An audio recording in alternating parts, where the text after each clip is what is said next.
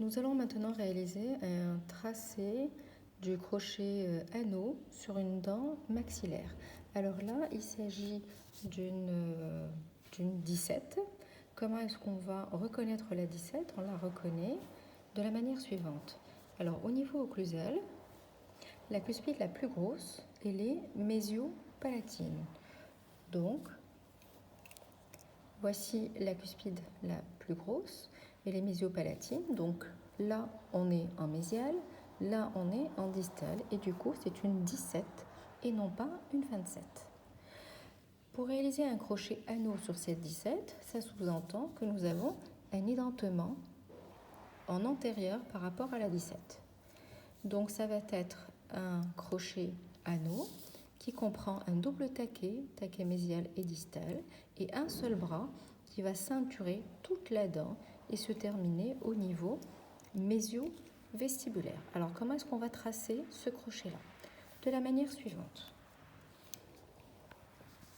Alors pour le taquet, on va commencer au niveau du taquet mésial, donc on va centrer sur la fossette marginale et on trace notre taquet qui est sous forme d'un triangle assommé au niveau de la fossette marginale et qui s'étend proximalement du côté mésial en vestibulaire et en lingual. Ensuite,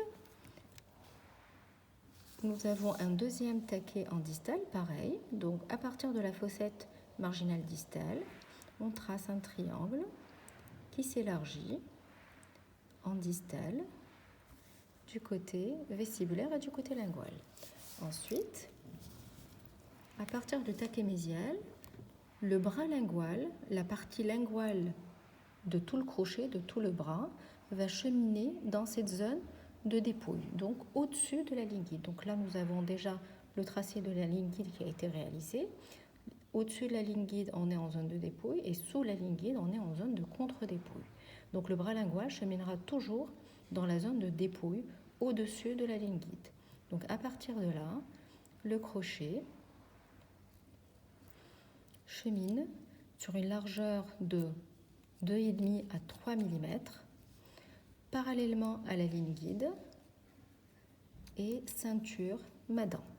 Donc voilà, donc je réalise deux tracés, l'un parallèle à l'autre et on fait le tour de la dent. Donc là, le tracé le plus haut va se continuer avec le taquet et le tracé le plus bas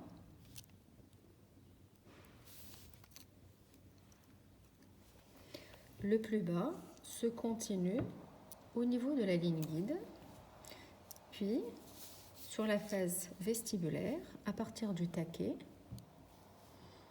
on va entamer le tracé complet de notre crochet. Alors, comment est-ce qu'on va le tracer du côté vestibulaire? La dent est subdivisée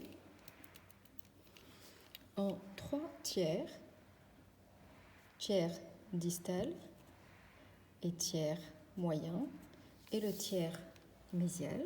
Là, la zone de retrait, elle a déjà été déterminée et tracée dans la zone de contre-dépouille, et la ligne guide est tracée aussi après sur parallélizeur. Donc notre crochet, alors la partie vestibulaire, elle va avoir une largeur de 2 mm, voire 1,5. Donc on trace au niveau du premier tiers distal, le crochet est au-dessus de la ligne guide. Au niveau du tiers moyen, il croise la ligne guide. Et au niveau du dernier tiers, il passe sous la ligne guide. Et c'est là qu'on aura la partie rétentive du crochet que nous allons tracer en rouge. Donc voilà, sous la ligne guide, le tracé de l'extrémité du crochet qui représente la partie rétentive du crochet. Qu'est-ce qu'il nous reste à tracer? Il nous reste notre potence. Donc je reviens sur la face mésiale et ce taquet-là va se prolonger proximalement par la potence que l'on va tracer verticalement. Et ici, à partir de la ligne inférieure du tracé, nous allons donc tourner à 90 degrés et tracer notre potence qui a une largeur de 3 mm. 2,5 à 3 mm sur dent naturelle.